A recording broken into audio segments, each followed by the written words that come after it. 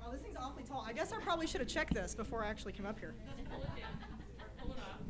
Well, yeah.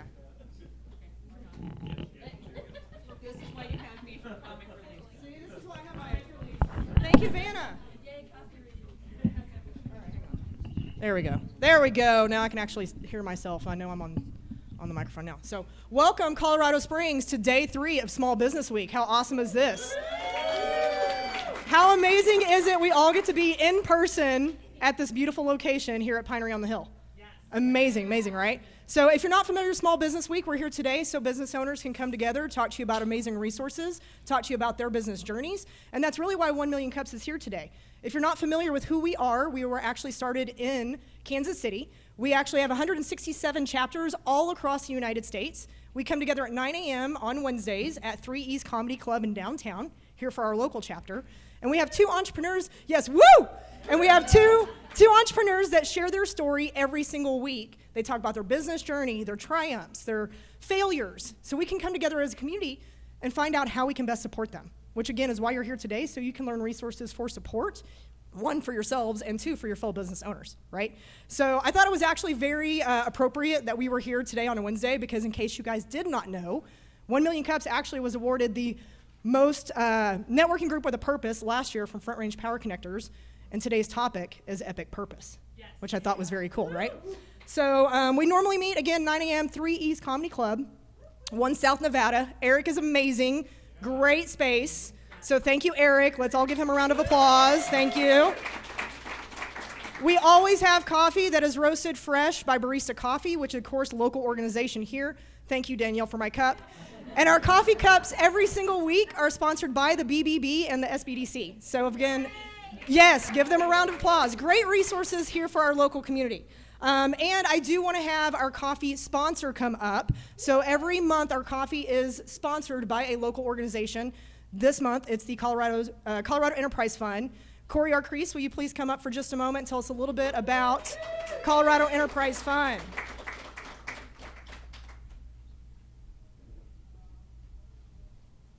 Hi, everyone. Thanks for joining us today. We are so very proud to be the coffee sponsor today. We timed this perfectly. Colorado Enterprise Fund is so proud to be the coffee sponsor. I want to announce several wonderful, exciting things that we're doing at Colorado Enterprise Fund for both existing and startup business in El Paso County. We just announced, in conjunction with El Paso County, we just took over the Business Loan Fund. Yay! You! Yes. So, for business owners that are in opportunity zones, and we are now offering business loans. So you can go to coloradoenterprisefund.org and find the applications for new loans. Crystal Latier, who is the El Paso County Business Development Director, said this: "We are excited to relaunch the Revolving Business Loan Fund in partnership with the Colorado Enterprise Fund. CEF became a valued partner of our region during our community's COVID-19 business support response. El Paso County Business Loan Fund application process has opened as of June 4th at 8 a.m. Prospective applicants can find more information on the CEF website." So we're quite excited to be able to announce that it is now open, and we have taken over that application. So we're hoping that more businesses can go out and apply for that, and we're super happy that we can do that and utilize more of the county's funds to be able to deploy those for existing and new businesses. So we're so excited about that. The other thing I want to make sure to let you guys know is we also manage the Black Business Loan Fund, 2.99%. For those businesses that qualify. We also have revamped the Transforming Safety Loan Fund for Southeast Colorado Springs. We also have the ITIN Loan Fund for any businesses that have ITINs. And we also have a new loan fund for any businesses for $75,000 and up. Becky Fuller is here also with me, representing Colorado Enterprise Fund, and she has launched the Community Advantage program at Colorado Enterprise Fund with the SBA. So we are doing big, big things in Colorado Enterprise Fund for Southern Colorado. So enjoy your coffee, enjoy the rest of the program, and remember, Colorado Enterprise Fund, we have a loan program for you. Thank you. Amazing resources. If you know a business that can utilize their education, I go to literally Corey and Becky for everything. I'm like, hey, I got an owner that has this. Can you help them? If not, they can tell you where to go. Amazing people. So I do want to mention Andrew Hasley, who is our normal video sponsor, a media sponsor over at 1 Million Cups at 3 East Comedy Club. He is here today live streaming, so thank you, Andrew. Shout out to him. And then if you guys have not joined us, just come join us Wednesdays, 9 a.m. We'll see you downtown, okay? That's it. Jonathan, I'll let you guys take it away.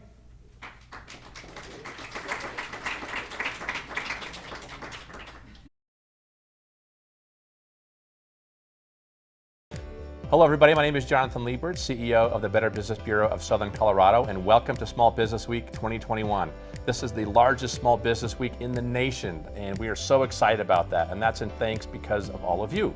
The theme this year is epic. We have epic small businesses in our community, and we are going to have an epic week. Hi, my name is Ekta Markulier, Executive Director of the Pikes Small Business Development Center, co-host of Small Business Week with the Better Business Bureau.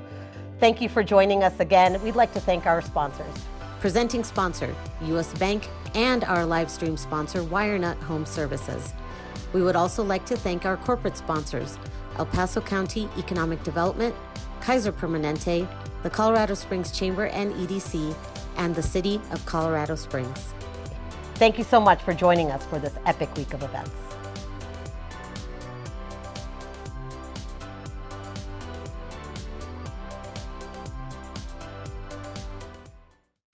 Welcome to Small Business Week 2021. I'm Jim Harris, U.S. Bank's Colorado Springs Market President and Commercial Team Leader for the Mountain States.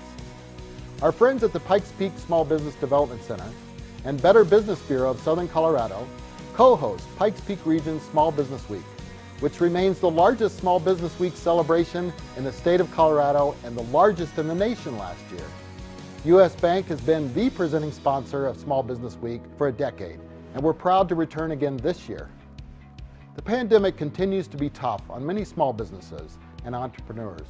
So along with our fellow sponsors, we are bringing you the entire week of in-person and virtual events to you free of charge. We encourage you to join us for optimizing the value of your business and planning for the future. Learn from U.S. Bank experts on what drives the value of your business. Now we invite you to enjoy the free daily workshops and award celebration, all supporting and honoring the best of best small businesses in Southern Colorado.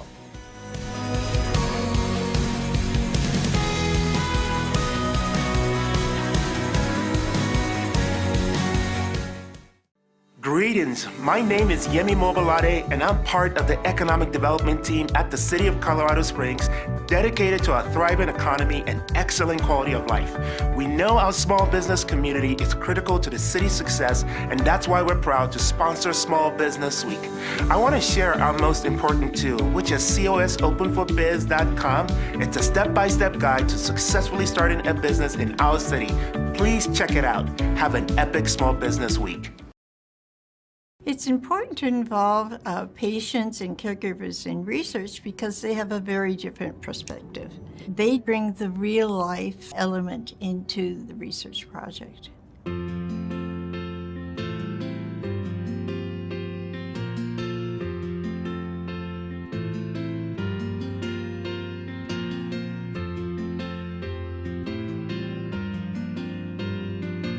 The research is called HomePal. It makes perfect sense to bring modern technology into the communications between doctor and patient. In my role as patient caregiver advisor, I come up with sort of out-of-the-box questions from my point of view as a patient and as a caregiver.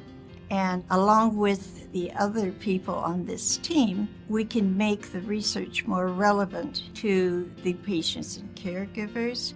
We can help avoid awkward mistakes made at different points along in the administration of the project. Caregivers and patients have a better idea of the time frame necessary to complete the data collection. They know the schedules of the patients and just practical, pragmatic suggestions that we make. I am so glad to be given the chance to give back in a small way by being part of this project.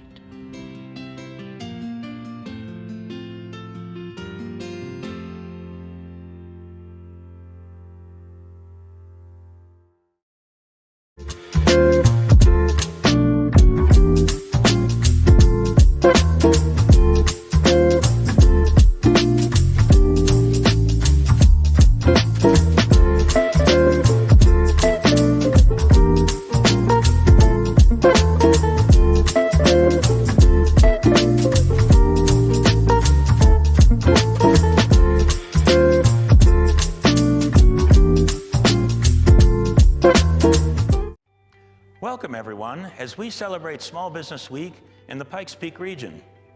We're here at Hearth House, representing an industry that was hard hit by the pandemic. I'm thrilled to be here as Hearth House reopens in our northern region of Monument, Colorado.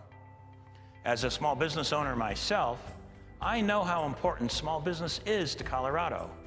Small businesses are the backbone of our local economy, and COVID-19 has significantly impacted them. As we commemorate Small Business Week with local events, workshops, and our famous awards celebration, we recognize all our entrepreneurs and small business owners in El Paso and Teller County. They have endured economic disruption, yet remain resilient and ready to provide outstanding goods and services.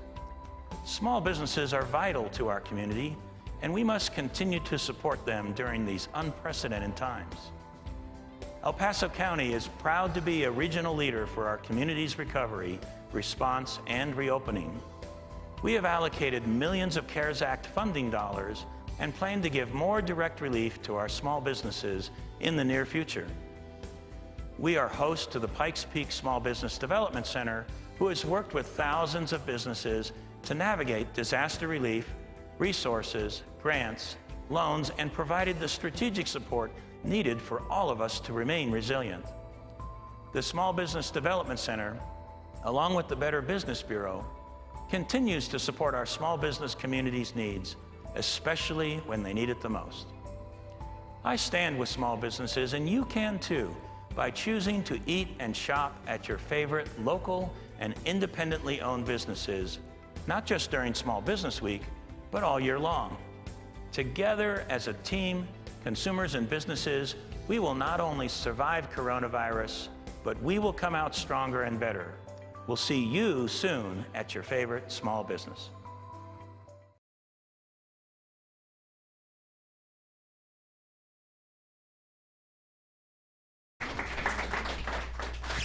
Good morning, everyone. Welcome to 2021 Small Business Week in the Pikes Peak region.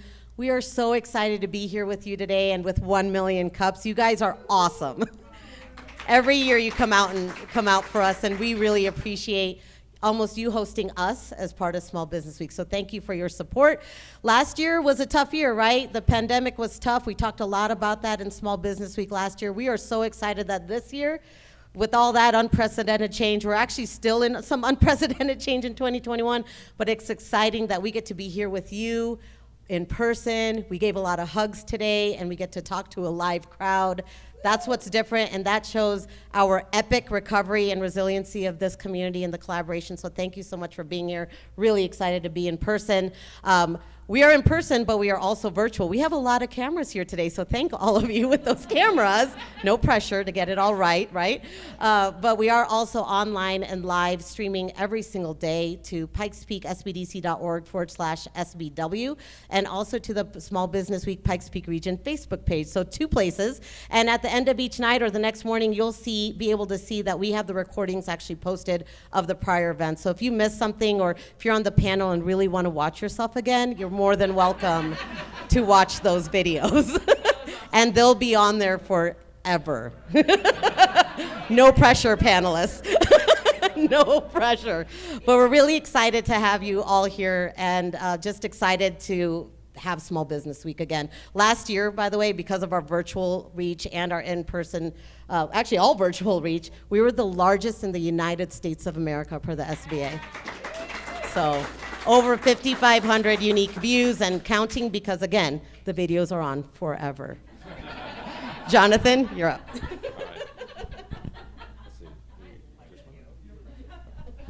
All right, well, thank you again, Aitha, and it's just been such a fantastic week, and we love partnering with Aitha and SBDC. Her and her team have been just phenomenal. The BBB team, who's in the back there as well, has just been tremendous. So this is a team effort, and I think that's a great representation of really the camaraderie and the impact that all of us together in this business community have done. Colorado Springs is unique in that way. I talked to other colleagues at BBB throughout the nation.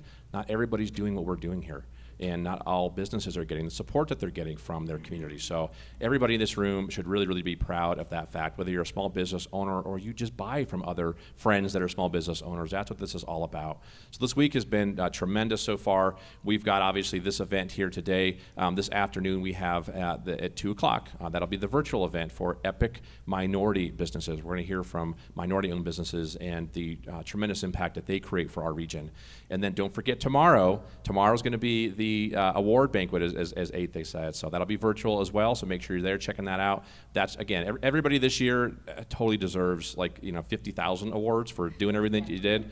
But we do have some strong finalists again, and it's just about celebrating, right? We always celebrate during this week, and this year we've got a lot to celebrate, even though we're still kind of digging out from the strangeness of the pandemic. But I mean, truly, this business community has shown up. They have stepped up, and they're just doing some great work. So truly, to everybody, thanks for being here today. Thank you for supporting small businesses, and just so excited to be a part of this week. So thank you. Well, good luck, Jonathan, on your keynote today. Thank you. I'll put the mic away for you. So what we're doing this week, we've done something a little bit different. We've been doing some keynotes, and so we've done just a quick 15-minute keynote to kind of tee up the topic, and then we do the panel. So I get the privilege and the honor to do the keynotes today because we're talking about purpose and social impact.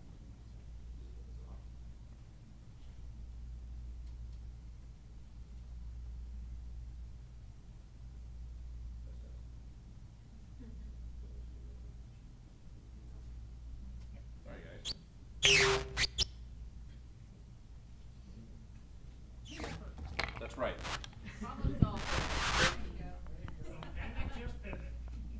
Exactly right. We're so used to this. It's like, that doesn't work? All right, whatever.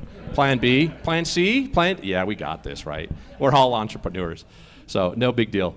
But again, this is all about creating, today's topic is about just creating social impact, but specifically businesses that have this higher purpose. This was the thing before the pandemic. This was absolutely happening all over the nation about businesses that were kind of mixing purpose and profit, mission and margin, coming together to create more value, not only for their business model, but also for their community, for their employees, for their supply chain. And so there's just more and more stuff that we've seen happen. One of the questions that we kind of had was like, okay, the pandemic's going to hit. Now we're going to see, this is the true litmus test, or in some cases I've heard people talk about this was an acid test for this whole movement. Because will businesses just kind of go back to, it's just all about making money and just for profit, I got to survive? Or are we going to still create that impact and make a profit? And hands down, everybody went in this direction that we saw. Some people still kind of just focused on just the money making, but the ones that were really successful, that you talked about, that you promoted, that we saw on social media, that we promoted on social media, there were businesses that really had this additional purpose, and we're creating additional impact. So what we saw during the pandemic was this whole entire movement has been accelerated tremendously. And I got a couple of slides I'm going to share with you today because you just got to see some of the new data that came out that supports all that. It's really pretty incredible just how much this is changing. So before I get into that, just really quickly, what is a social impact business? And I get this question a lot. It's like, well, how do you define that? How do I become one? And again, this is just a business, and you can be a for-profit or a nonprofit. Doesn't matter. In this day and age, that's just a tax status. You are there to, and again, nonprofits in the room, you're there to generate income as well. And so again, it's figuring out the best way to use your business model, whether that's a C3 or an LLC, doesn't matter, to create a service or a product that you sell, but also that you are doing some type of social or environmental impact that can be measured. And so there's some cool updates I'm going to give you about something that BV's working on today. But again, I'm talking to you today from two different perspectives. So one, the BBB side, but then also this other entity called the National Institute for Social Impact. And so this is another entity that I have the privilege of being associated with. And we are all about creating awareness and driving opportunity, creating measurement, accelerating all of these different types of things that happen, whether that's an event, whether that's training, whether that's education. There's just a number of things that this whole sector needs to really kind of take its place in what we now know is a new sector of the economy. So everybody's familiar with the private sector, public sector, plural sector, formerly the nonprofit sector, but there's this new sector that we just call the fourth sector. And I think what you're going to be starting to hear about that is just the purpose sector.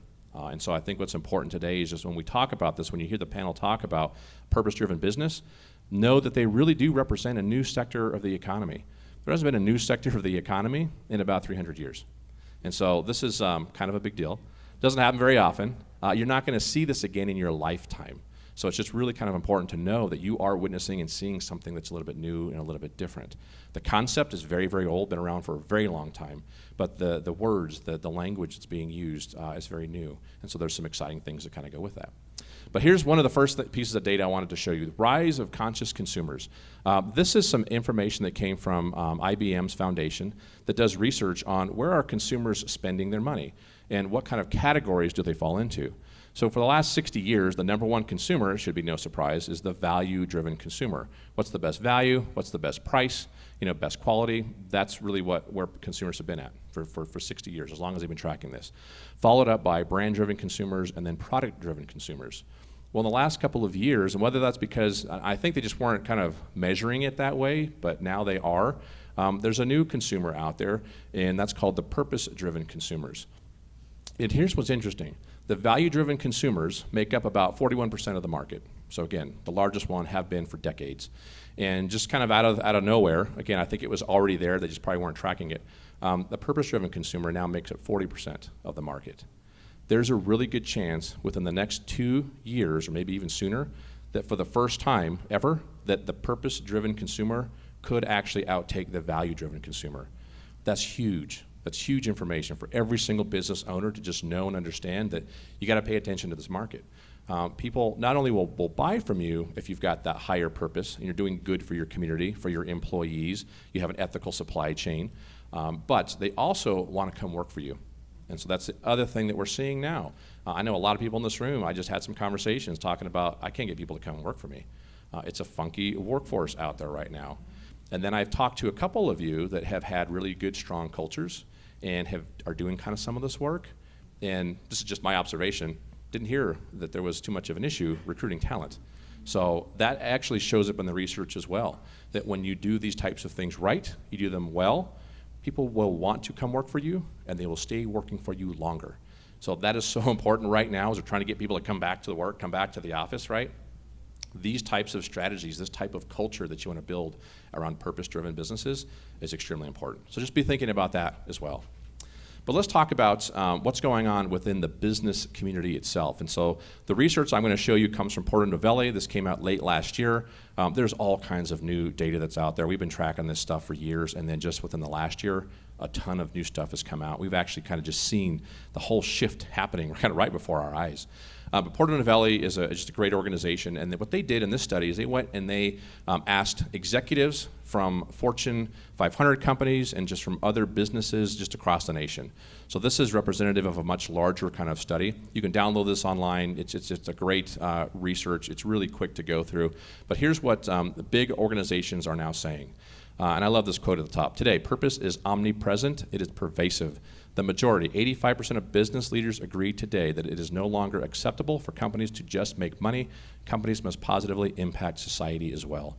And they have pages of stuff that they go on in great detail about what types of causes, what types of purpose, what are people looking for. It's fascinating stuff, but these are just some highlights. 91% believe businesses must benefit all stakeholders, not just shareholders alone. There's something out there, if you get the opportunity to Google, it's called the stakeholder model of capitalism. This is a big thing right now that's happening all over the place. But just go Google stakeholder capitalism. And what it will talk to you about is shareholders are in there. Shareholders are important. You got to make money for your shareholders. Don't get me wrong. But you've also got to make sure that you are giving back to your community. You're taking care of your employees. You've got that ethical supply chain. And you probably better be paying attention to this environmental piece that goes on. I know that's a political thing now, but you got to pay attention to it. And so again, there's just a lot of interesting research out there that kind of shows and talks about that. 88% know that now more than ever, companies must lead with purpose. Some of the research out there that we've seen that talks about just trust in the marketplace. Not only are consumers looking to businesses for leadership, but obviously their employees are as well. What does my CEO say? What is my company's stance on there's a lot of conversations going on out there in the community right now, right? And so what does my company believe? Do my values align with them as an employee or as somebody that's going to be a consumer of your product? You got to pay attention to those things. So you got to lead with purpose. You got to be authentic. You can't just fake this stuff. People will call you out on social media. And they'll also call you out for being authentic and doing a really phenomenal job. So it goes both ways. So be passionate about what you want to be passionate about, but it's got to fit within your business model. It's got to make sense, right? And then finally, again, 85% say it's no longer acceptable to just make money. You've got to make a positive purpose and impact as well. 89% say companies that lead with purpose have a competitive advantage in today's marketplace. That's up like 15% from a year ago. All these numbers are up, and it could be 5%, it could be 20%.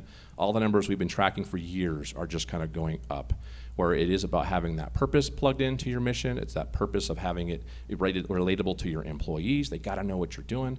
But again, when you're talking and telling your story out there in the community on social media, people are looking for this, and this is what they want, and it's really important. 85% believe that being a purpose-driven company drives profit now. That's the first time I had seen that statistic. That one's fascinating to me, because again, when you're talking about just the value-driven, consumer, that's when it's just about the quality of your product, the price, and do you have a good reputation? Can people trust you? Do you have good customer service? Those three things were really what kind of drives that value-driven consumer. Now you still got to do those three things. Those haven't gone away, but now consumers are asking different questions. Where did you source this? Was it ethically sourced? What's your social impact back to the community? How do you give back? They're asking those questions. And we're actually getting even more sophisticated questions, where I've talked to companies that are like, we give $1 million back to nonprofits every single year. And it's like, that's awesome. Keep doing that. But now savvy consumers are saying, well, who did you give it to? What was the impact? And can you prove it? So we're entering kind of this next level. And at the Institute, we can actually do something called social return on investment, SROI, which Lauren, one of our panelists, is going to be talking about later today, along with Stacy. So this part is, I think, really interesting, and then we'll wrap this up here. But these are what executives of large corporations are saying. This is what they believe. 99% believe that if you have a higher purpose built into your business model, 99%, that's going to help your reputation. 95%, I mentioned this already, is going to help with employee recruitment and retention. You want to recruit top talent, you better be doing some kind of purpose-driven activity. You want to keep them, you better be authentic in how you're doing your purpose-driven activity, not just kind of giving it lip service. 93% increase in consumer trust, 93% increase in consumer loyalty, 92% likely to recommend, 91% likelihood to purchase, and it goes on and on. And again, all of these are in the high 90s, and we've seen just a tremendous jump. Those were in the high 80s about a couple of years ago. Now they're in the 90s. So we're just seeing this trend of it keeps going up. From a marketplace standpoint, consumers are looking for this. They're talking about it. They are pushing it out on social media. And again, these are the companies that people want to go work for. So if you had the option to go work for a company that is going to have great company culture, probably pay you above market wages, make sure you've got healthcare benefits, and doing good things right in the community, you're going to go work for them, right? And there's not just one anymore. That was really hard in the past, not anymore. There's a lot of them that are out there. So again, people have options, and they have the ability to kind of go out there and work for these folks, but they also, they're going to buy from you. So it's just, again, one of those things to pay attention to. And then just lastly, kind of wrapping this up, the overarching takeaway from this research that can be distilled in one simple sentiment: purpose-driven business is smart business. And I think most importantly, it's here to stay. And so what I'm here today to kind of tell you is just really so is that it's not going to go away. You're going to see more of this. And so on that note, one of the new things that we are launching at the Better Business Bureau is a new program called BBB for Good. We are in the pilot phase right now. We're testing this, and currently it's in 7 different cities. We'll add 30 more by the end of the year. And what we're trying to get at is this. Right now, if you're in a accredited business, I want to find a business to do the job right that I can trust. It's all about trust. You got to think about trust as a new form of currency. If you're a nonprofit, I want to find a charity I can trust. There's that designation over there. This one here in the middle is the one that we're working on right now. So you're actually getting a sneak peek at this. This will be, if this launches at the end of the summer, the first new trust mark BBB will have in about 20 years. So this is a very big deal to us. We're doing a lot of research, a lot of due diligence. We want to get this right, but what we want to be able to give is the ability for small businesses and nonprofits, if you're doing this type of purpose-driven work, the ability to say, BBB went and vetted me, just like they do with their accreditation, and I'm doing everything that I say I'm doing, because consumers are asking that question. I want to find a business that's doing good in my community and that I can trust. So do a good job with the work, but you say you're giving away $1 million or 1% of your profit, or you have a one-for-one model, Did anybody check and verify that? BBB is going to start doing that. So really big news for us, very exciting news. You'll hear a lot more about that. So with that, that is the end of my keynote here. And I would like to have the panelists, please, if you would start making your way to the stage. We've got some phenomenal local social impact businesses here that are doing just tremendous work in the community. And so you're going to hear directly from them about what happened to them in 2020. What do they expect for the future? What do they think the purpose sector is going to bring them? And so they are led today by Ms. Stacy Burns, who is the Chief Impact Officer at the National Institute for Social Impact. So we're so grateful to have just this tremendous group of folks here. You're going to learn a lot from them today. Thank you again for being here. And Stacy, I'm going to turn it over to you. Thanks again, everybody, for being here.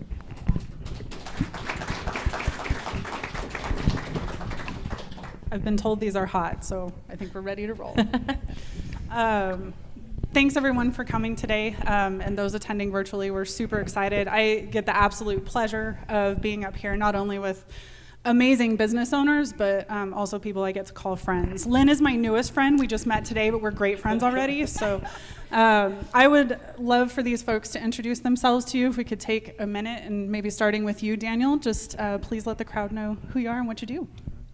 Hi everyone, my name is Daniel Bird. I'm the executive director of a local nonprofit here in town called Kids on Bikes, and we do our best to provide access to bikes, opportunities to ride, and bicycling education throughout the Pikes Peak region.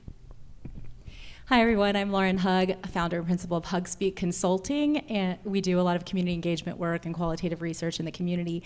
But I also get to be representing Culinary Distancing COS, which I'm excited to talk about in a little bit. I'm James Froby, the founder of the Men's Exchange. It's a men's clothing store that does men's business and dress apparel in our community.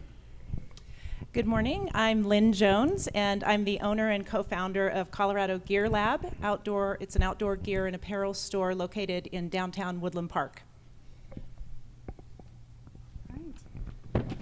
Let's kick off. All right, we're going to start with some individual questions. So, Mr. Proby, you get question number 1. Can you tell us how many businesses were forced to go online to sell their products, but you did not do this? Can you talk a little bit about why? Yeah, I can. We didn't go online because it's really not exactly what we do. For us, it's not so much so about the clothing. There's a misnomer that what we do is exclusively about selling clothing, and it's not. We sell confidence.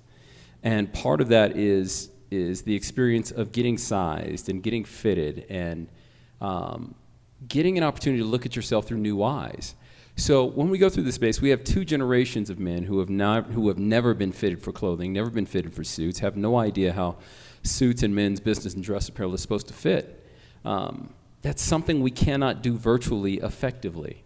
So really the human interaction, that component is the key process of what we do. We want to take time and make sure that we can provide every individual with a unique experience. We constantly say that everybody deserves a pretty woman experience, right?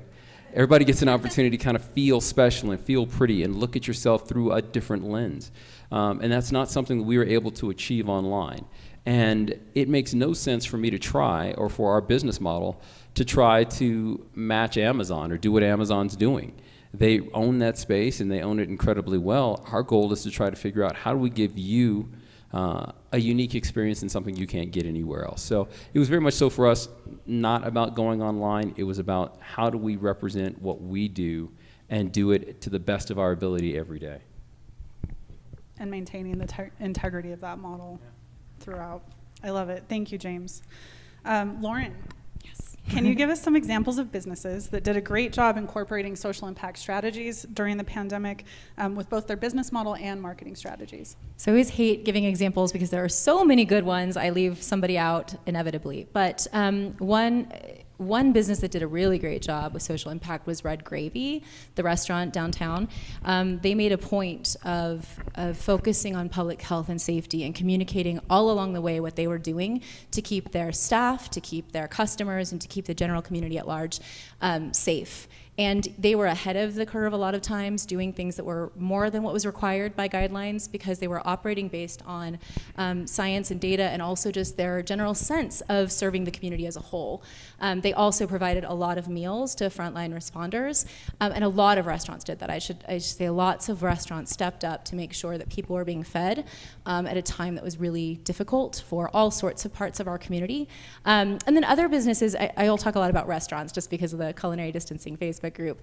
A lot of restaurants like the Wobbly Olive or Beasts and Brews did a really good job communicating to the community of what was going on for business owners, of what like supply chain issues or not being able to find PPE or the changing guidelines and why they weren't able to provide the same level of service that they'd been providing beforehand. And in doing so, that sort of raised awareness throughout the community as a whole, people who are paying attention of what businesses go through, and that these businesses aren't out there just trying to make a profit, to Jonathan's point. These are parts of our community. They're people who live here, who work here, who employ people here, and that business is an integral part of our entire ecosystem. And by sharing that they're human beings too, that helped a lot of people who don't necessarily know stuff about business learn about what business owners go through. Thank you. Len, your business model required for you to go online. How did you make that pivot, and what were some of the opportunities and challenges you faced? Oh goodness, it was quite a journey. We closed our store to the public a couple of days ahead of everyone else up in Woodland Park, and that was March 18th. And then as I was reviewing our social media posts, April 4th, we announced our online store. I remember just the first day or two after having closed the store, just reading and watching webinars, and there were so many resources that were coming across the email. And one thing that stuck with me is the worst thing that a small business can do is nothing. And I had no intention of having an e-commerce website. I had a website because I had to. We have consignment items and we have retail items. So much like you, the consignment items, it's one piece. Right. You don't have 10, you have one. Right. So every item that is consignment or used has to be photographed and needs to be put on the website. And that was a daunting task to me. It's very easy to go onto sites like Big Agnes or Point 6 or Eno Hammocks and right-click, save image, throw it up on your website. There you go, you're done. Very different to do the other. So I have to say that my husband of 34 years is an absolute saint. George was incredible. He was the IT department for our business. We now have outsourced that, thanks to him. But but let me tell you, he really led us from. We had to migrate from a WordPress site over to Shopify, and what that entailed was I had to get a Shopify subscription.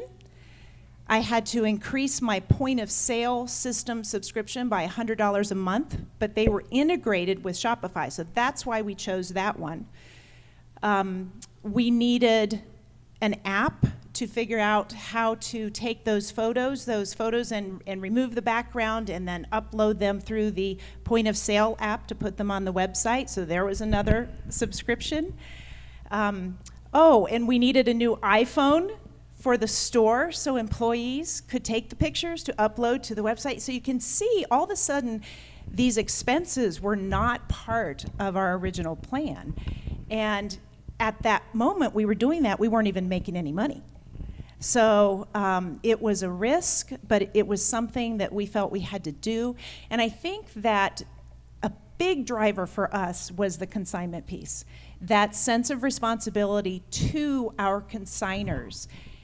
We had their stuff, they're locals, they're in our community, and we didn't want it to just sit. We didn't know how long we were going to be closed.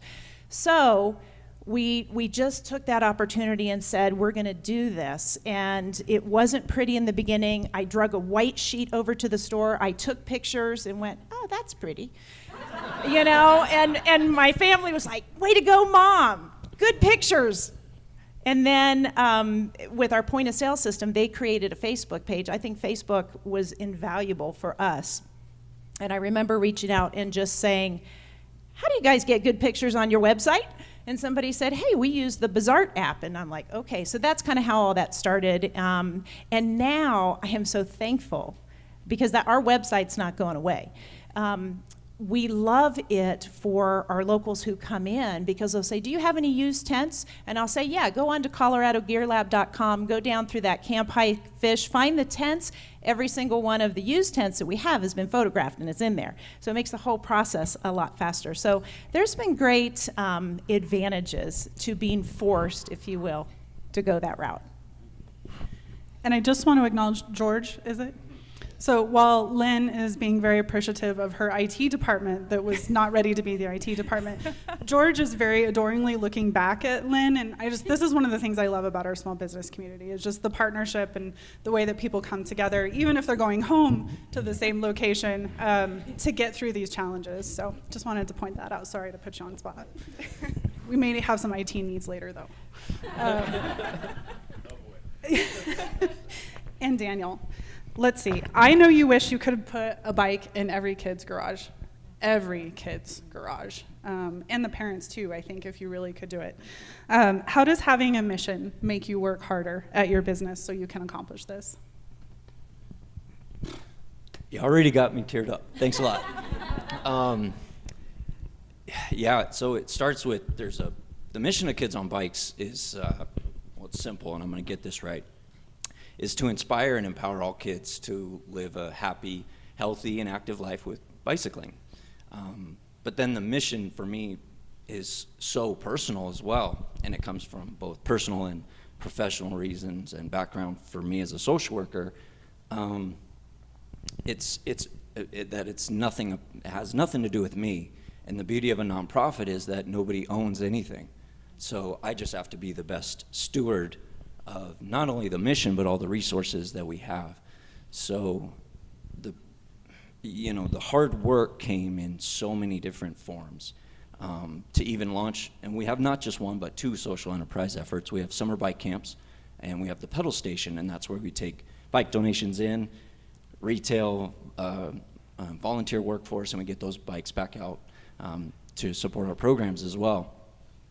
So, like Lynn's experience was, there was a ton of different things that all of a sudden your mission feels so urgent, but you feel like your hands are tied behind your back. And the complexities of getting bikes earned by kids, even though it's relatively simple, it takes a lot of work without a pandemic, right? So the hard work came in terms of understanding what's my role and being so blessed to have the conviction that I have about why our mission is so important. I realized, the beauty of the nonprofit is everybody's also involved. Everybody cares just as much. In fact, real quick to the whole audience, do you remember where you first learned to ride your bike? Raise your hand. Who is it? Everybody can relate to that, and that it's a simple thing, but the mission of it is like, okay, so I have board members. I have a board member I'm going to point out, Brandon with Vector Bank, immediately steps in with his expertise, and all my job is to get him what he needs so he can help the mission. And then I have board members who understand other things going on out there to quickly roll up your sleeves, work really hard, but I worked really hard so that others can do their job as well. So yeah, the working hard was when you care deeply, when it's, so critically important. Doesn't feel like work either at the same time. So yeah, there's a lot to unpack with just what mission is and what it means to you personally and what it meant to everybody involved, because we all care. And so we all cared deeply every day, especially during the pandemic onset. Let's make sure we can take care of our people, because they all care as well. They're all tied to the mission for their own personal reasons, just as I am as well. So yeah, it means working hard no matter what it looks like, for sure, because it's not about you. And one of my favorite parts about Daniel's mission is acknowledging that there may be people in this room that did not raise their hand about where they remembered they rode their first bike. That's right, I'm coming for you. let's make sure that the kids of today that they all raise their hands and that their parents actually learn as well and get to get out on a bike with them. So love that. All right, let's do a group question, everybody, and get ready for who wants to go first. How did the purpose of your business shape decisions that you made during 2020? We have a joke at the pedal station when somebody's looking at a bike, say it's $350 for a used bike, and they're going, so is this the final price? And we just look at them and go, well, it's for the kids. So, yeah. And done. Next question. Exactly. And would you like a helmet with that? Yes. For us on the purpose side of the universe, one of the biggest things that we really had to keep in mind was the individuals that we are addressing who cannot afford to dress themselves, right? So our business model is that we take in suits that have been donated to us, suits, sport jackets, dress shirts, slacks, ties. We send everything out to dry cleaning. Once it's been cleaned and laundered, it comes back to the shop. Anybody can shop with us, and everything is $50 or less. That includes sizing and fittings and taking care of all of that stuff. We have on-site alterations at an additional cost that someone who owns their own business but co-locates with us. But we can get you custom fitted in a suit at literally 1/10 the price. And then for about every 9 individuals that shop with us, we can dress one person in our community at no cost.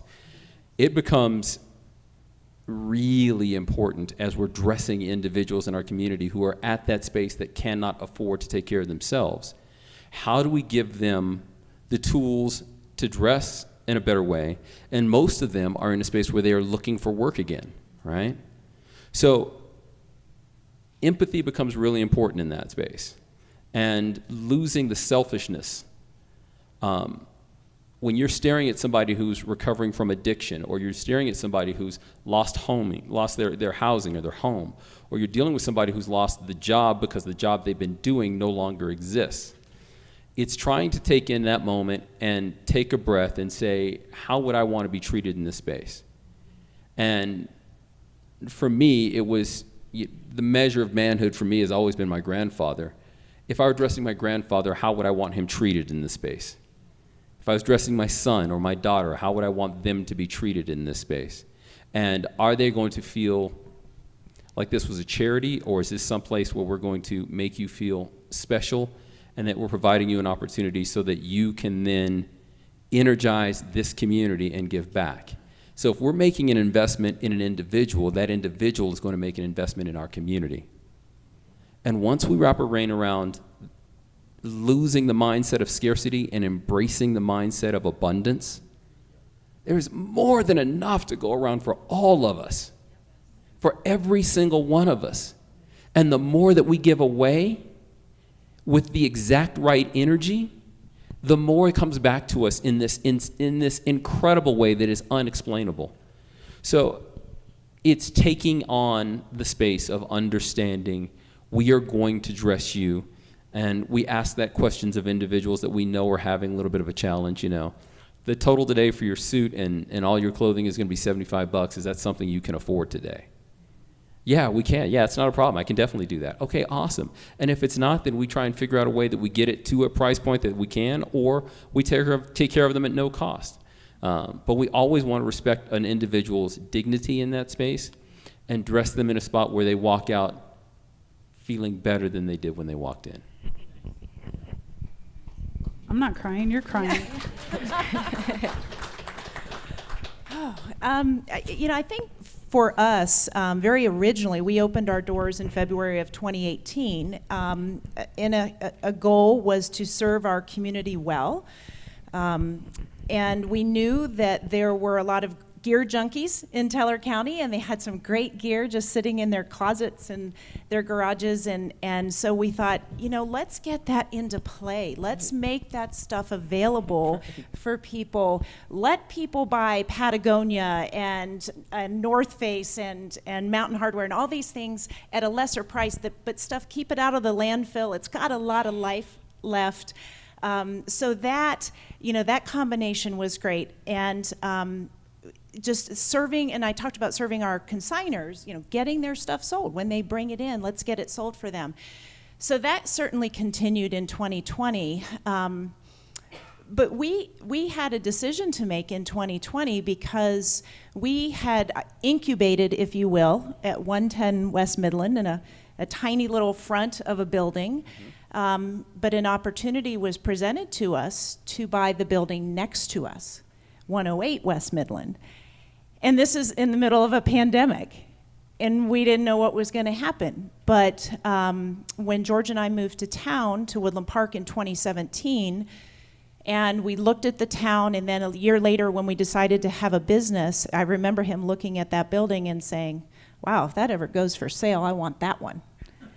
Well, the person that he told that to remembered that, and they tapped us on the shoulder and said, you said you want to buy this building. Nice. And we had to do some soul searching on that and talk about a risk. How are we going to do that? Our store's not even open. And now we're supposed to buy a building? So we did. And so we closed on the building at the end of 2020, and right after Christmas closed, made the move, reopened January 2nd at 108 West Midland. And so now when you drive up there, you see Colorado Gear Lab on the building. And now we're continuing to refine our purpose because it's a 2-story building, and we have purposefully kept the retail on the main floor, and we've used the upstairs for events, and we're still refining that, what the purpose will be of the upstairs. So it's been an interesting year. Congratulations on the new space. Thank you. Warren? Well, so the purpose of my business is to connect people, build community, and make a difference, make the world a better place. And specifically through embracing the possibilities that the digital world has given us to connect. So this was kind of my jam. When the world shuts down and the only way that we can connect is through digital means, all of the sudden that means people who know what I do started calling me and asking for help and asking how to do these things in digital spaces that they maybe hadn't paid attention to in the previous years, despite me telling them that they should. But having that purpose made it very easy for me to know that in the middle of this pandemic, what I'm going to do is just show up.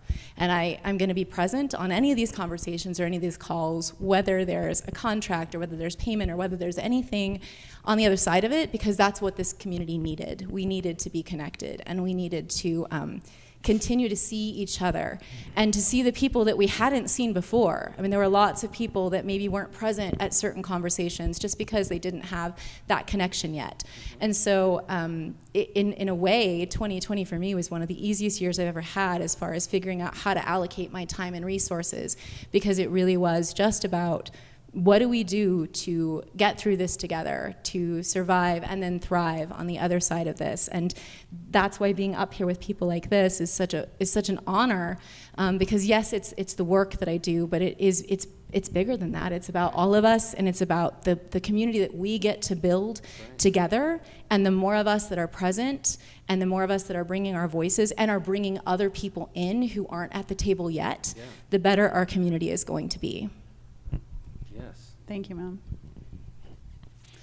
All right, let's do another group question. James, you want to kick this one off? Okay, what's the ready? question? Okay. Do you think having a social impact business made it easier or harder for you to market? Pass, next question.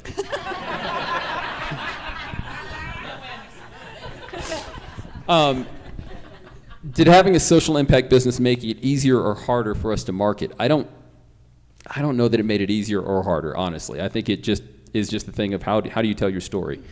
I took some time off of social media in 2019 because it was toxic. And I can't say it was toxic to everybody. I can say it was toxic to me. I can say that I was putting way too much value in your opinion of me, right? So when you liked the stuff that I liked, I was putting too much value in that. When you disliked the things I like, it was just too toxic. So in 2020, when I made a decision to come back to it and become a bit more involved, it was more about how do we continue to tell this story, and how do we tell this story that is completely less driven about, but how do we tell a better story? And marketing that really does mean being closed for 60 days and not having anybody in your store was one deal. But then how do we allow individuals to connect. And one of the things that we started doing was something called Dress the Mannequin. And so we have individuals from our community that come in and they get an opportunity to come dress the mannequin. So we have business leaders and nonprofit leaders and thought leaders and people who raise their hand and say, I want to do that. They get to come in, and once a week we have them come in. They use the clothes that are in the shop. They dress the mannequin. We tag them on social media. So you're not getting a myopic view of fashion, of style, of a line. We want to make sure that other individuals get an opportunity to kind of have voice in this space as well. So it's how do we continue to be more we-driven and less me-driven? And I think that marketing in that space has been less about marketing and more about storytelling and allowing consumers to make decisions based upon the stories that you're telling. Stacy, I think, was I the first to dress the mannequin, Mr. Proby? Wow. You were the first to dress the mannequin. She just threw down the gauntlet. She knew I wanted to be the first person to dress the mannequin. I want to redo, though, because I think everybody else has done a better job. Okay, than so me. wait a minute. Who in this room has dressed the mannequin? Right? That's pretty cool. I love that. Thank you. So just really quickly, I want to acknowledge, James, COVID wasn't the only thing going on last year in our world and specifically in our country. And so I just want to commend you for the authenticity that you brought to social media of having some tough conversations and also making sure that there was a space for diplomacy and for non-judgment and for just being available. So thank you for using your platform for that purpose as well. So what Stacey's talking about is diversity, equity, and inclusion. And at this firestorm that happened last year, we were all in one space when the world pretty much so shut down and we had to stay at home. And you saw, I saw, we saw a man's life taken from him in 8 minutes and 46 seconds. And we were all forced to sit and watch it. And as tragic as it was, it opened up some different conversations. And I didn't feel like I could be silent about that. And I don't know how that, thank you for saying that. I don't know how that's come across in those spaces. But any space that we can try and find places to advance a dialogue in a different way is, I was talking with a friend of mine, Kyle Hebel, yesterday, and he was like, man, we need to quit wrestling and we have to learn to dance. We need to dance together and work through these spaces and not blame individuals, but find solutions. So thank you. Thank you. Lynn, I believe you had a comment. Well, I was just going to add, I loved, James, what you had talked about is, telling stories, staying out there. I think for us, and sorry, this is a slight diversion from the original question, but I really stuck on the story, is continuing a presence, even when things aren't going great. During the pandemic, our store was closed, but we stayed out there on social media, and sometimes it was just silly things. It was a picture of the shop dog, our black lab with Mickey, and she had her Frisbee in her mouth, and I put a little thought bubble that says, hey, George, how about we play with this for a little while? Posting things like when a family emailed me and said, we are out of quarantine now, and we really need a hammock. Could we buy a hammock from you? And so, we did it over the phone. I delivered it to the porch. And so I posted things about that just so that people knew, even though our doors weren't open and you couldn't come in and shop, we have a community out there that we need to support, but more importantly, they're supporting us. And we just couldn't have gotten through without the tremendous support of our communities, for sure. Thank you, Lynn.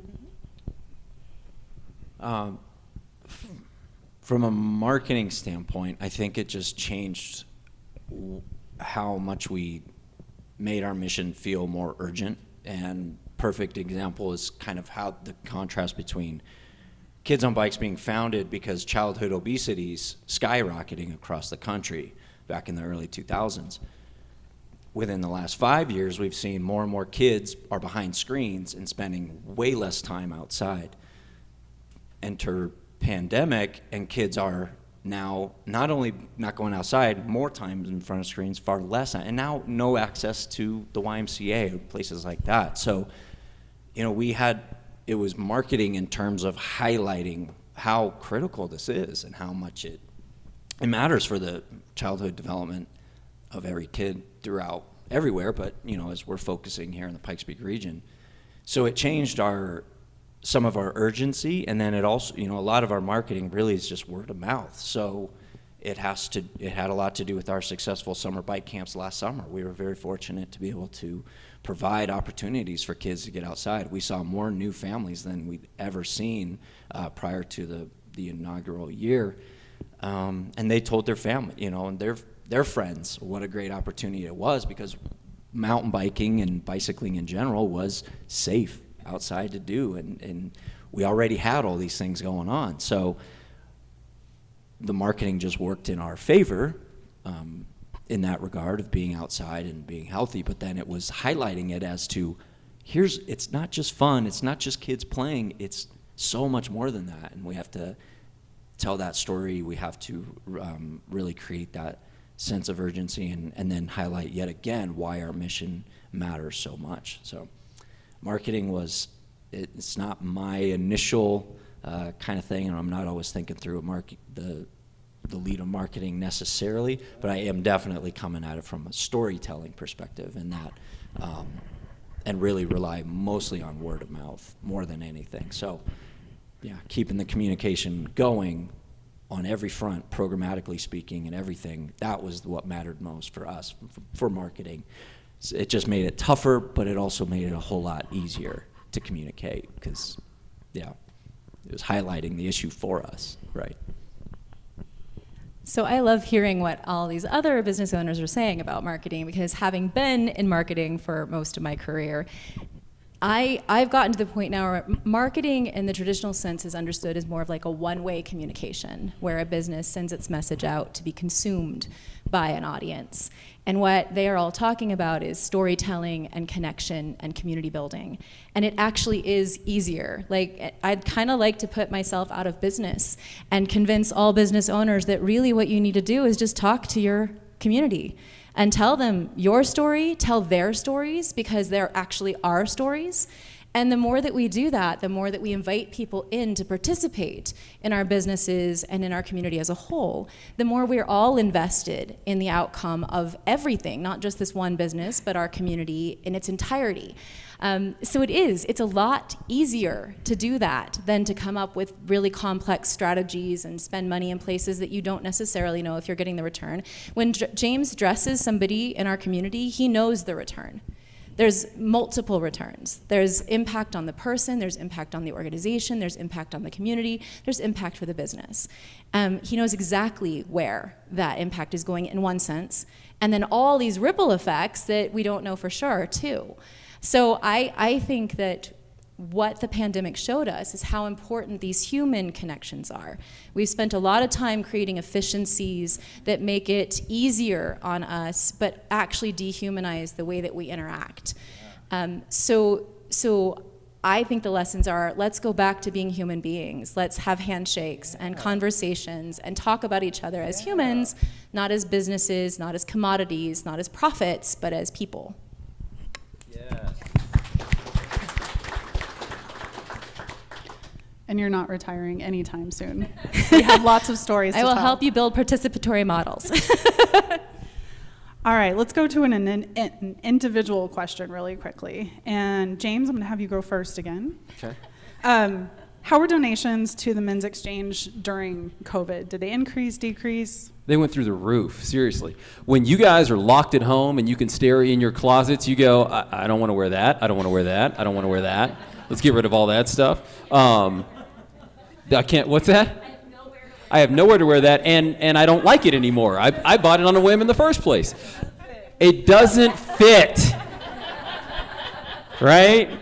The quarantine 15 or 20 plus or minus. Some of you lost weight, some of you gained weight, some of you found weight, whatever it was, you were like, nah, this isn't working anymore. So our inventory skyrocketed, and literally our coffers got fuller than we could possibly store. So with that, we have a partnership with the ARC retail stores. We take items that we can't use to them. They put them out in their store. So primarily polo shirts and jeans and sweatshirts and logoed apparel and all that stuff that we don't keep. We take it to them, they count it, we do an exchange rate with them, they give us in-store vouchers for that stuff. We take stuff from them that they can't use, primarily suits, because they don't sell a lot of suits at the Arc, but they do need a bunch of jeans and polo shirts and shorts and all that stuff. So it's the best case scenario of creating a win-win for everybody, right? We also are not interested in trying to hoard anything. So when somebody brings us like 16 pair of size 36, 32 slacks, like we need 8 of those. The other 8 we're going to put in somebody else's hands. The goal is not to hoard it for ourselves. The goal is how do we get this out to the community so it's touching the people's lives that it needs to be touching. So our donations went through the roof. Our inventory has skyrocketed. The stuff that we have in our shop right now is literally some of the best stuff we've ever had. I mean, it is so cool. And when people walk in, they go, we get to tell the story to everyone that walks in our door that everything in our shop is donated, because the people that are walking down Tejon or they've Googled us have a hard time believing that everything in our shop is donated, because it doesn't look like that. And there's not any other space that you're going to get the designer brands that we oftentimes have at prices that are, $40 and $50. It's ridiculous. And that only comes through this symbiotic partnership that we have with this community, right? You have to give us stuff. We have to curate it. You get to buy it. It creates this ongoing symbiotic relationship that we continue to do this to do this dance with. But our donations went through the roof, and it's been stellar. I mean, absolutely incredible. So if you need something, now's a good time to come find it, because we got a bunch of cool stuff. Thank you. All right, Lauren, I'm super excited about this question. Tell us more about the impact that culinary distancing COS created and the research that was done through SROI. I'm so excited to talk about this too. To give you a little bit of background, at the start of the pandemic, early on, before we had a statewide shutdown, we were seeing shutdowns in other cities, right? And I was talking to Matthew Schnipper, from the food and drink editor from The Independent, about what the impact is going to be on our local businesses and what we could do to help them. And at this point, remember, we thought 2 weeks, maybe 4. And what could we do to help them stay afloat? And we thought about websites and some other things that take more time and more effort and more expertise, and ultimately settle on, okay, look, a Facebook group. Just make a Facebook group. It takes 5 to 15 minutes to set up. Tell everybody, hey, what we're trying to do is connect restaurants with eaters and drinkers in our community so that we can support them through takeout, delivery, who knows what. These are restaurants that weren't doing that at that time, right? Like, this is not a model many restaurants had at the time. If you think back, it's weird now, a year later. Back then, the only delivery you could get was like pizza and maybe Chinese food, right? Like, that's it. There was no other delivery other than maybe Grubhub or something. So that group went up on the 15th of March. The shutdown happened 2 days later. The order went out in between. And just grew really quickly. Like, lots of people were joining, and it had restaurants and it had community members. And we started seeing people just interacting in all sorts of interesting ways that we would never predict. Stepping up to help each other. Things like asking how many meals a food truck had to sell to see if it would be worthwhile for a food truck to go out to a neighborhood. Neighborhoods getting together to order bulk orders from a restaurant so a chef could manage their inventory. And there were no rules really about being in this group other than it needed to be positive. Like, this was not going to be a place where we were going to criticize our local restaurants and food and drink businesses at a time when they were being asked to change on a nearly daily basis with all sorts of supply chain issues and PPE issues and all sorts of other things. This is a place to support our local restaurants. So as it was going, we started to hear from restaurants saying, this is really helping, this is keeping us afloat.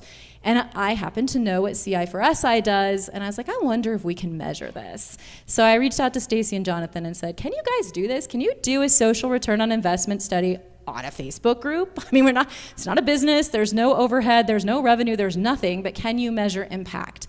And for those of you who don't know what a social return on investment is, and I'm glad Stacy's sitting next to me, because if I get it wrong, she can fix it. It basically can put an economic number on like non-economic things like goodwill or hope or resilience or diversity or things like that, and be able to measure in economic terms those intangibles that we often know matter but haven't been able to put numbers to.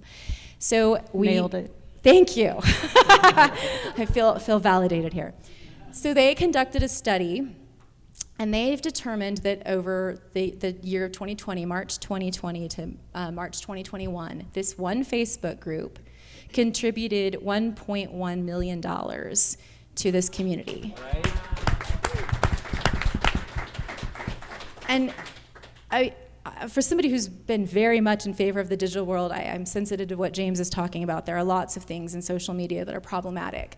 This is tangible proof that these digital spaces matter. And when we give people places to gather, and don't dictate what they have to do, just, hey, be positive, be supportive, people will come up with solutions you could never think of in a boardroom, in a committee meeting, because people are creative and dynamic and interesting, and they're also weird, and they come up with things. They just think in ways we don't always think. And it was such an amazing, uplifting space, too, to see the stories. And I tell this one all the time, and it makes me want to cry. I might cry. Ostensibly, the group was to support local restaurants and business, food and drink businesses, and that's what it did. But around Thanksgiving, somebody posted, hey, does anybody know of any local restaurants that are doing smaller portions? Because I'm going to be alone on Thanksgiving. And there were a lot of people that were in that boat, right? Couldn't travel, were trying to protect family members. It was when things were spiking again. And one of the very first responses was, I'll drop a plate by your house. I'd love to bring you some food. And some other people said similar things. And then somebody said, why don't we have a Thanksgiving Orphan Zoom meeting? And other people were popping in saying, if everybody was this kind, the world would be a better place. So this was a place where people connected beyond the original purpose of supporting businesses. So it was like a highlight of a very difficult year.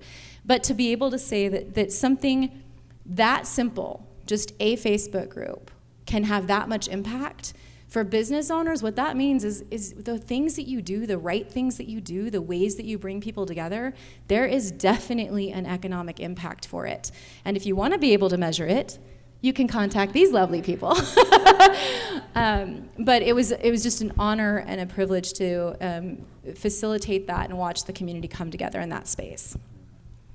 I also think it's important to state that beyond the economic impact, they showed an impact positively for mental spaces for people, business owners and consumers alike, that this changed how people viewed their day, their week, their life during the pandemic because they had a positive space. So thank you, Lauren, and thank you, Matt. I can't find you in the crowd. He's here. I see him.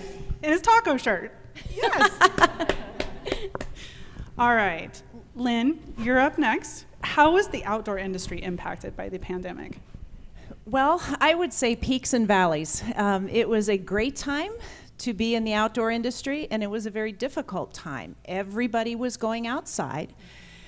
Sales were very good, but as has been mentioned here, the supply chain was really messed up. And I have to say that there are numerous occasions I was so thankful that we were a small business and there was no corporate. You know, mom and pop were making the decisions, and if we decided we were going to do this, we didn't have to ask anybody else. And so that I appreciated so much because, as an example, customers were coming in and saying, wow, you have Jetboil camping fuel? I can't find that anywhere. I think I saw one can at REI, you know, because things were just so messed up. So I think it was early May, customers kept coming in and, wow, you have Jetboil. My Jetboil sales were great. So I did get a hold of my rep and I said, I'll take 6 more cases because this stuff is really selling. And you know, it was great to be able to do that. That was the decision that we made. You know, on the other hand, my sales reps were disappearing. I would send emails and I really didn't know if they were getting them or if they were still with their businesses. Right. You know, and then your heart would go out to them and be like, oh my gosh, you know, now what do I do? So it was a really interesting time. You know, sales were good. Actually, sales were great. I guess that's a humble brag. That it was good for us. It boded well. We're also in Woodland Park. We're the only outdoor gear and apparel store, albeit small. We're the only ones up there. So you know, I mean, that was good for us. But we're still feeling the repercussions of the supply chain issues, as so many industries are. And it seems like it's still going to take a little while for that. But we're hanging in there, and we're happy with what we can get when we can get it. That's great. Thank you, Lynn. And Daniel, you talked a little bit about sense of urgency earlier, but what did you have to change about your model to kind of meet that sense of urgency? How did you adjust teams and access and all of those things? We prioritize earning a bike versus just providing bikes in lower income neighborhoods. So we're really key on making sure these kids know how to fix a flat and why should I even wear a helmet? Should I make sure it fits properly? And making sure they're really becoming good stewards of the bike once they've earned it. So, but that's all instruction with a kid where you got to answer questions. You've got to demonstrate and then have them demonstrate, make sure they get the concepts that you're trying to teach them and everything. So schools shut down and not being able to, and schools being our primary partner throughout the city and community centers as well, couldn't do that. So, okay. We know these kids are, I have 9-year-old twin boys. I know they're at home on the screen. And our team was so quick to just get everything they could online, email it out, and fortunately, we had these videos about helmet safety and traffic safety and these other things that we could do at least a little something to not compromise on our priorities and values as an organization. But hey, if this is what we've got to do to get in that spring when everything got shut down, we got 22 bikes out, which isn't a ton, but it was a lot for us in a matter of just a couple weeks to go to an online earn a bike format. And that, okay, well that actually works, and we can actually maybe do a little bit of that and then a little something else and still try to have that impact. So a little bit of that will remain, and we can always look to do a few more things virtually.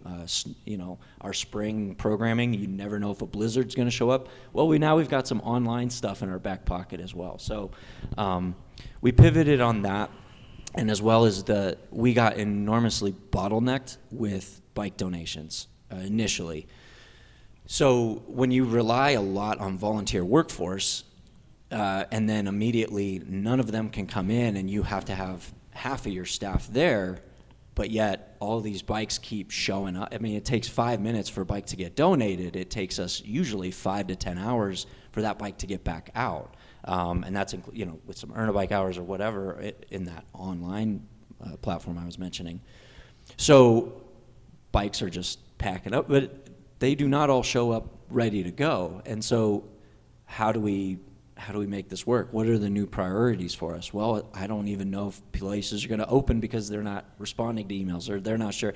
So it's sort of let's just prepare for this all to get better, but let's also strategically plan for this to last forever and get much worse because we just don't know. So we had to make a lot of changes on what priorities were for the staff, who could go in and when, because they all want to get the hours so that they can keep getting a paycheck. So it was a very unique time to figure out what our priorities are that we will and won't compromise on, and as well as who matters the most, and that is the kids, and in my position, the staff, of course. Volunteers unfortunately couldn't come back, but they're, of course, a part of that equation as well. So, yeah. So I'm going to ask one more group question, but before I do that, I'm going to do a quick pitch, and it's not a pitch for the company I work for, it's a pitch for the people that I get to share the stage with right now and that I know are out there in the community. We have PRISM Awards for Social Impact coming up July 15th. Nominations are open right now through June 20th. So if you know other businesses that are doing amazing things or you really liked what these folks set up here, please throw their hat in the ring. We want to celebrate all of these businesses, and we'd love for you to come out and celebrate with us on July 15th, but it is truly a night of just getting to hang out with cool people and share amazing stories like you've heard today. So please take a look at that on our social media and be sure to nominate a favorite or 10 favorites, however you like. All right, last question, panel. What is the future of purpose in business, and how will this change capitalism and the economy?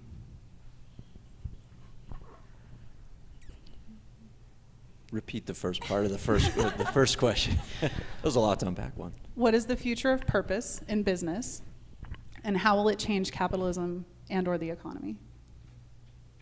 Well, to that the first thing that came to mind was how Kids on Bikes had been around for several years, and we're a nonprofit, 501c3. We had no business whatsoever back in 2013. And when you're sitting in the room with the director of development and you're looking at, you know, how much pressure's on for getting grants in and fundraising and all that kinds of stuff, you realize they work extremely hard, it's unknown, and then you see business owners doing the same thing, just slightly differently. Work really hard to get, but you know, there's things you can control about that dynamic and things that you can't. And I remember some of the really hard work that came up front for me was you have all these bike shops in town that you partner with, and now you have to share with them that you're going to become a little bit of a competitor. Well, let me back up real quick, store manager and business owner guy. We're not trying to compete, we're trying to offer more. We're trying to build this out, and if we're successful, we're going to create customers for you in the future. In fact, there ought to be 10 more bike shops by the time we're done. So we had to kind of really talk to this point before it was really a point to be made, that we're doing this for a bigger reason, for a bigger purpose. And what I started seeing was a few other nonprofits were doing, you know, some business ventures to employ those that they serve and so forth. And so as one particular skeptic that was across the table from me got pretty angry and, you know, just sort of more or less frustrated that more competition's coming his way and everything. And it was like, I had to just say, it's blending already. It's already happening. And this was back in 2015 when I saw this kind of coming together, that a lot of people are thinking differently because they have to. I'm sitting at it from the nonprofit perspective. We have to start thinking differently. Our mission matters so much that we can't just keep doing what we're doing. We've plateaued from a funding standpoint. We've plateaued from a staff capacity standpoint. Right. We have to start doing things differently. Right. This is the only other option there is out there. And it's all for the point of getting more bikes out to kids. I mean, that's legitimately where it all started for us. Oh, it just turns out that creating a business plan is going to be how we get there, right? So we have to start putting on, you know, balancing both mission and profit simultaneously without ever compromising really on either, because if there's no money, there is no mission. And, you know, you're constantly flipping that coin even then. But yeah, it was very interesting to see what the future was how it already started happening, where you see the intersections already happening to where it's only going to happen more. And, you know, to Jonathan's point in the keynote speech, where it's not just the tough questions, it's the follow-up questions of, so how do you know, oh, so you're getting bikes to kids, great, good for you. Then what? So what's the big deal? That's neat. Well, I can tell you also, for every $1 that goes to Kids on Bikes, $2.72 is returned in terms of how we help prevent traumatic brain injury for getting kids their helmets, the mentorship dynamic of what we provide, and that's just a start. We're just getting started with the whole SROI, and we're probably going to do it every 2 years, just to keep measuring that so that we can not only answer those questions, but we can be the experts of our industry being the health and well-being of kids. Thank you, Daniel. These are not paid endorsements, by the way. Lauren, you want to go next? Sure. So purpose is what cuts through noise. It's what makes people care about what you do and join in with your efforts. What we're realizing now is that we don't make economic decisions. We make relational decisions. Yeah. We choose to do business with people that we believe in, that we trust, that we care about. And when we don't have a framework for making that decision, we don't know a person who does the thing we need, we ask our friends, our families, and our networks to tell us who we should work with. So everything about business success will go back to purpose. It's already there. It's going to move more towards that in the future, because the world is noisy and chaotic and full of mixed messages. So the only way to know for sure that you're working with somebody that you want to be working with is to identify whether they're aligned with your values and the things that you believe in, or somebody that you know and care about. So it's going to change everything about how we tell our business stories. It's not going to be a nice thing to have. I mean, I spent years in branding and telling companies, you can't brand yourself as something that you aren't actually doing. It can't just be aspirational. And that was before everybody could communicate via digital media. Now, as Jonathan said, if you say you're something that you aren't, people are going to find that out, they're going to expose it, and you're going to have a big backlash. So you really do have to be you have to be doing what you say you're doing, and you need to be communicating that on a regular basis. And the great thing about the digital world is that people will amplify that for you. When they believe in what you're doing, they will tell your story for you, and they will create content for you about how your story impacts theirs. And at the end of the day, if we all just use our voices to elevate and amplify the businesses and the people in our community that are doing good, we're going to see a much different world, and I think truly a better world. So you have the power to amplify all of these businesses that you care about. It means the world to a business owner when you put their name out there and you talk not just about what they do, but about why they do it, their purpose. Thank you, Lauren. James, I'm going to ask you to close us out if you don't mind. Okay. Lynn, do you mind going next? Not at all. I guess what comes to mind specifically through the pandemic and moving forward is being intentional and being flexible. And I think what we are learning on a personal and business level about intent is how we spend our time, who we spend it with, how we spend our finances, and that's whether it's personal or business. Probably the intent to always have a little bit of extra toilet paper, maybe. I kind of learned that. A few extra supplies. But it's just learning, that life is about being intentional, and running a business is about purpose and being intentional. And then on the flexibility of that, and I mentioned it earlier, I may not be able to get this or do that, but I can do this or do that, and kind of turning a little bit. And I heard it spoken on the panel yesterday, extending grace. Yes. Extend grace, and it just makes it all work so much better. Thank you, Lynn. Mr. Proby, bring us home. I think as we're talking about how this is going to change business, I think it changes nonprofits and it changes businesses at the same time. So there's a great nonprofit in the building, Susan DiNapoli from Susan DiNapoli Cancer, Ovarian Health is in the building with us as well, right? That's a nonprofit where she has this amazing passion for women's health, but she has to spend so much money, so much time chasing down money that you don't get to help as many people because you're constantly in this rat race of trying to get more money.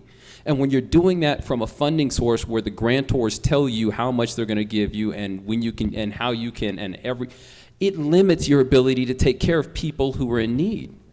So her nonprofit does an amazing job at doing social enterprise work because she's constantly thinking of new ways that they can generate funds that are unrestricted so she can just help people who are sick and get healthy and get better and do health things. That's not different from any other nonprofit that we're dealing with.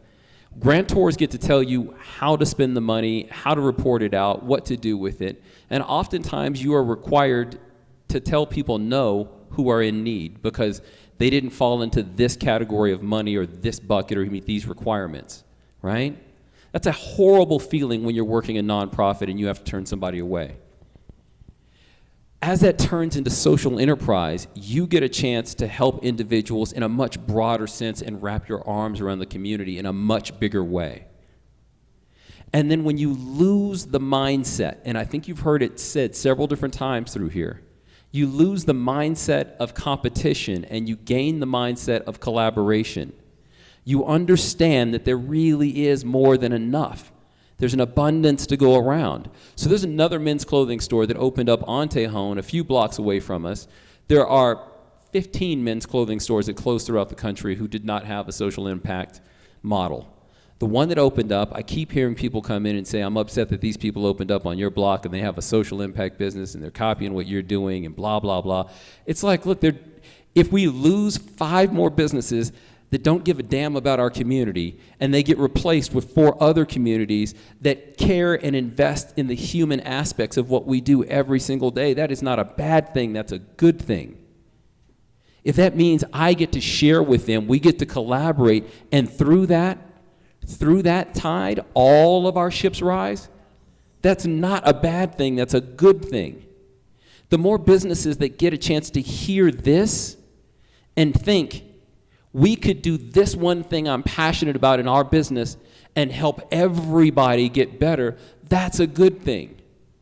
So when we get the spaces where business co-ops and nonprofit co-ops, and we get this space to do better, to be better, to let the love in me recognize the love in you, to let the light in me recognize the light in you, to let the God in you recognize the God in me, when we get the chance to share that and allow that to be the thing that drives us all to higher heights, it is only good and more good and more good. That is the purpose-driven business. That is what gives us the opportunity to do what we do every single day.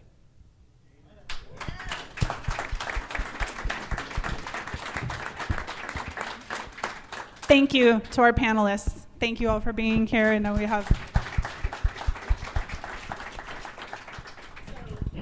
Since you guys all were here today. Sweet. James, wait, don't you have one? I got 3 of those, but you know.